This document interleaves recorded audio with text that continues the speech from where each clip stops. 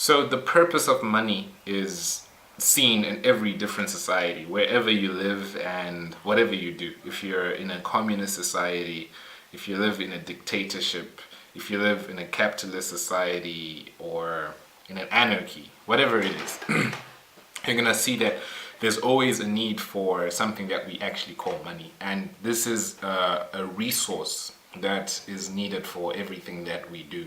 So what is the purpose of money in your life, and what role does it actually fulfill? So in the beginning of it all, money was first of all gold. So the original money in all societies, if you trace it back to the first civilization that ever lived, if you trace it back to the Sumerians, if you trace it back to the Egyptians, to the Akkadians, if you trace it back to the Mayans, if you look at the Incas, if you look at the Roji Empire, if you look at Tanganyika, if you look in Mali, if you look in Somalia, if you look all over the world, and interestingly enough, even if you look in heaven, you see that the only money that was actually money, or is actually money, is gold. So in definition, all of the money in the world is actually gold, because that is the true money that we actually have. And right now, what we use is not money. What we use are papers that we call fiat. And these fiat currencies are just these pieces of paper that we use in order to replace money, or in order to make a doll of money. So it's like voodoo, like a voodoo doll. That's a dollar. So it's funny, right? But in everything that we're doing, we're just replacing what is actually originally money, which is silver, gold, and copper. And we're using it as paper and credit and all of that. But in all of this, in saying all of this, these currencies actually have a purpose, and their purpose is to fulfill our needs and wants. So money is inferior to every other commodity in the world, but people now idolize it to make it more superior than anything else in the world. So money is inferior because you use it to get something that you want more than the actual money. So the value is only in the scarcity. So the way that money is created is that it's taken to a central bank. No, it's not taken to a central bank. It comes from nothing. So it's drawn out. Okay, so to draw is to create a picture.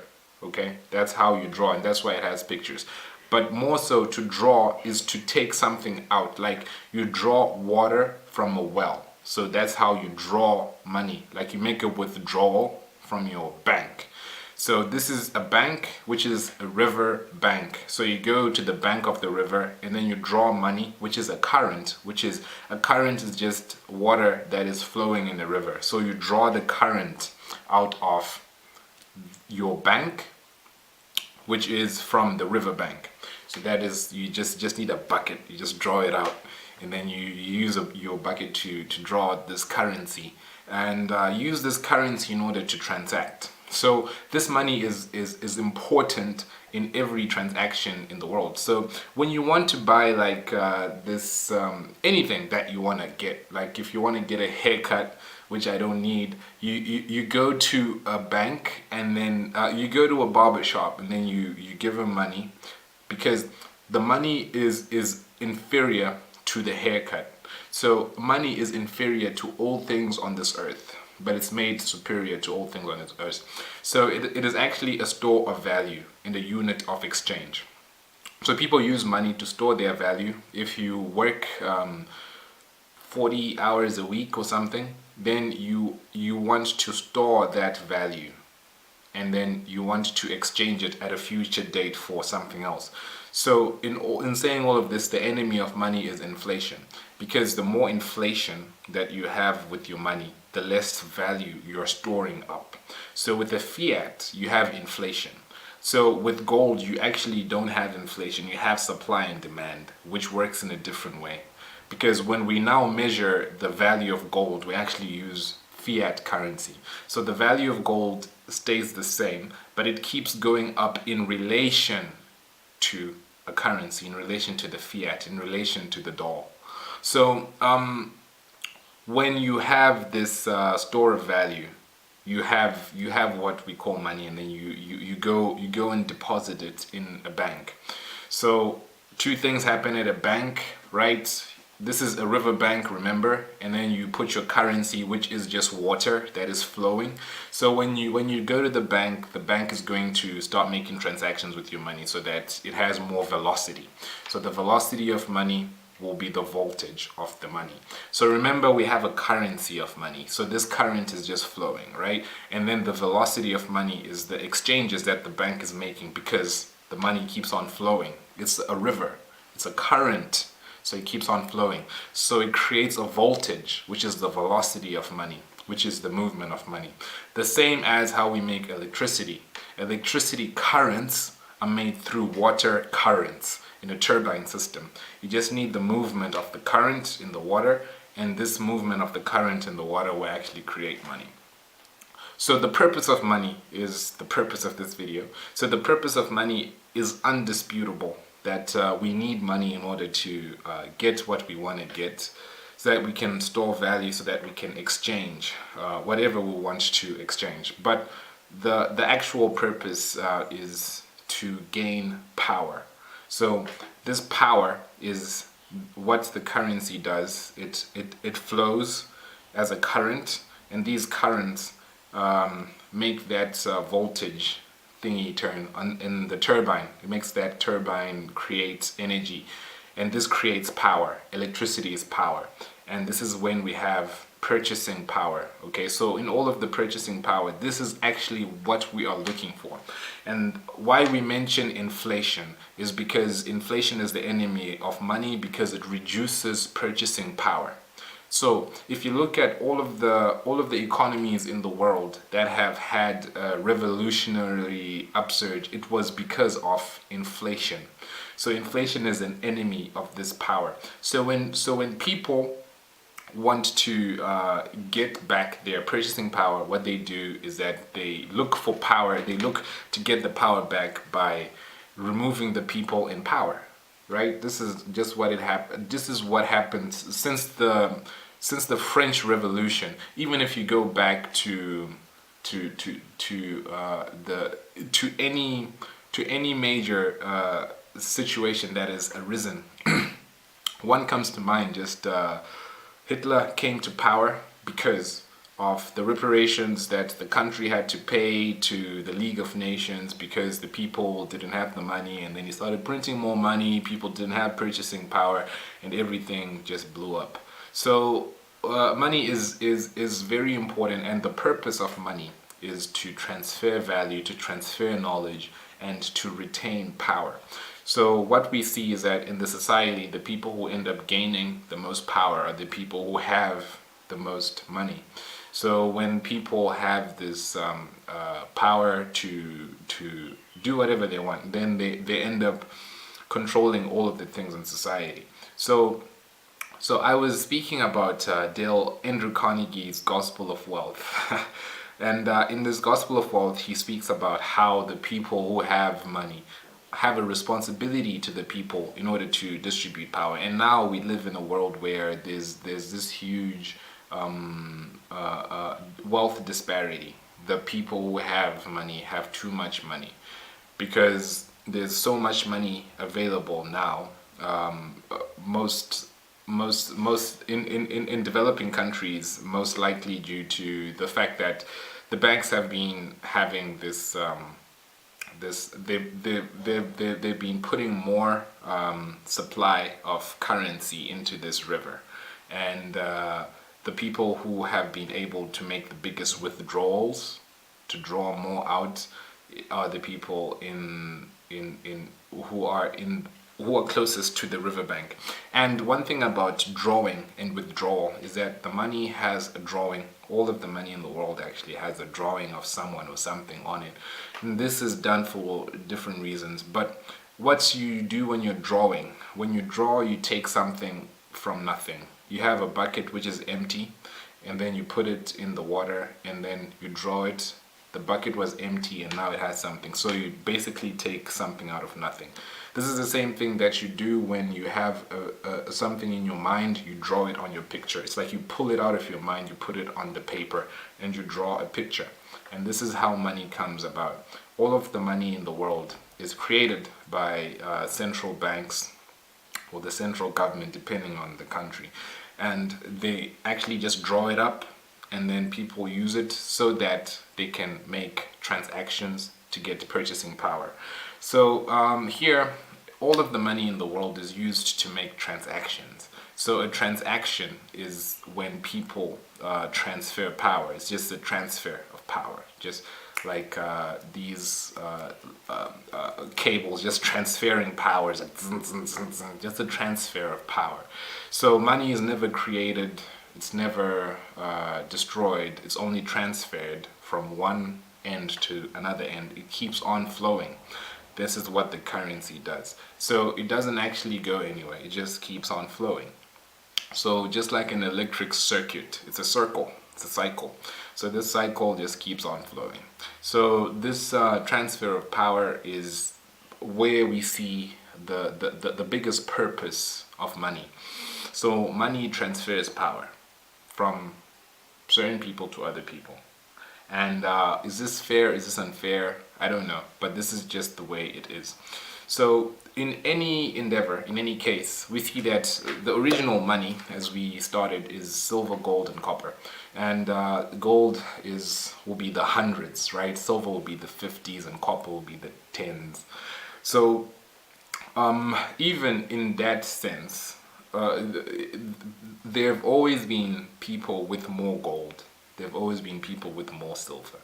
There have always been people with more and people with less. So it's not necessarily bad to say that, all right, these people have all of the cash. Why? They do have all of the cash, and in this case, it is really imbalanced. There's a wealth imbalance, and this is due to many factors. And I think some of these factors are just some of the societal issues that we find ourselves in this century, that in different societies people have different rules, and this creates a certain disparity. For example, we have people who inherit money. We have people who generate money, and we have people who have generational wealth, and all of these things. The richest people have been the richest people since they've made that money. Like royal families, for example, they've been the richest, and they will continue to be the richest because of the way that society is actually organized. But the thing with this society is that you have the opportunity to transfer that power or to transfer that currency to meet your needs. Because at the end of the day, you might say that money is this and money is that. Money is not evil. The love of money is the root of all evil. But you do need money in order to transact. You need money in order to do anything that you want, in order to gain power in your life. If you have a job that you have to go to no matter what because your boss says so, you have no power over your own life. He has the power in your life because he or she can tell you what to do, when to do, and why not. And even if you do want to quit, I know so many people with good paying jobs who want to quit, and they don't quit, and I don't think they'll ever quit because they need money. So people need money in order to retain a certain amount of power in their life, even if you have to sacrifice 30 years of your life working for a boss who's going to give you something that's just enough for you to get by. You still need to be able to create your own power and to retain your own income. And what we see is that we are on this hamster wheel, the circuit. It's a circle, it's a current, it's a currency. The circuit board on this currency, just transferring that electricity around and around. So in saying all of this, I know that what I'm saying could be kind of crazy for someone who's hearing this for the first time, but I know that if you're hearing it and you're ready to hear something like this. So anyhow, if you want to create money, it means that all right, you need to create money so that you can feed your family, so that you can have food, shelter, clothes, water, and all of that. It all costs money, sadly enough. So you can't escape it by being a hippie. What you need to do is to create more money. So the way to create more money is to have it transferred to you. And the way to do it, some people talk about, all right, there are two laws, right? There's the law of attraction, then there's the law of magnetism. Actually, they're not just two laws, but they work hand in hand. So the opposite of magnetism is attraction. So the more you attract, the more the electricity, sorry, and magnetism. So you're either electric or you're magnetic. So if you're electric, it means that you're more forward, right? And if you're magnetic, it means that you're drawing in. And this is just how life works. You breathe out, you breathe in, and this is how everything else works. So I think that will go beyond this video, but that is the basis of it: electric, magnetic, and these are the two forces that work hand in hand. So in order to get this purchasing power, you need to be able to actually attract that wealth by doing something, not thinking like, oh yes, think and grow rich. No, you actually have to do something that is within your talent. So the master came back and asked the servants, what have you done with the talents of gold that I left you with? And then one is like, all right, I did this and I did that, and I flipped it. I flipped it in real estate, and now I got 3 talents. The other one's like, all right, yeah, I tried to do this, but the venture didn't work, so I lost it all. I'm sorry, master. And like, nah, you're cool. At least you tried. The other one's like, nah, I knew that you wanted the purchasing power when you came back, so I buried it, and here it is. And it's like, nah, you are wicked, and you're gonna go and burn, whatever that burning meant. So use your talents in order to do what you came here to do. Everyone has a talent, you have a purpose, and use that in order to gain your own freedom. So in order to create any sort of transaction, which is what money is used for, the purpose of money is to create transactions. So in order to create transactions, what you need to do is to transcend something. So transcendence is what you get paid for, to transcend something.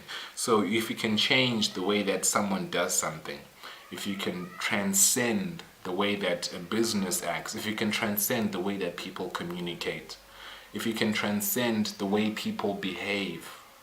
Teachers are transcending minds, right? And in education, when a kid goes to school, he or she is transcending in mind. A person who works at a gas station is transcending how you operate your vehicle by just pumping gas. This is transcendence, as basic as that is. A person who owns it is transcending his entire community by having them go to his spot to put gas in their car. So if you can transcend something within your area, within the world actually, then you are in a position where money will be transferred to you. So money is just transferred. Money is being printed as we speak. More money is being printed right now. So you just have to be in a position where you're able to draw it in and you're able to get it, right? So this is just what I wanted to share with you. So in this, I was just talking about the purpose of money, which is the store of value, which is a unit of account. And how you can actually make money is to actually just transcend something, which is to just change something, and then you get the transactions and then they're transferred to you. And I just went into a little bit of what money is, and I guess we'll talk more about that some other time, but I hope that this helps you a lot. And if you're actually interested in learning how to create more money, there are some other methods that could be interesting to you. You could want to invest, you could want to trade, you could want to do other things. So you can just contact me and we can talk about how you can create your own money in your own space, in your own way, and with your own time. Really, really, really. You only have a short life, and you have to take control of your life as soon as possible. Because most people don't have power over their own souls because they have to work every single day. Like you go to school every day, 5 days a week, and then you grow up and you're like, yeah, now I'm free. And then now you go to work every day, 5 days a week until you die. So I don't know what sort of a society this is, but this is the reality that we have to face. And in facing this reality, we have to find how to take the power back. So thank you so much, and I'll see you soon.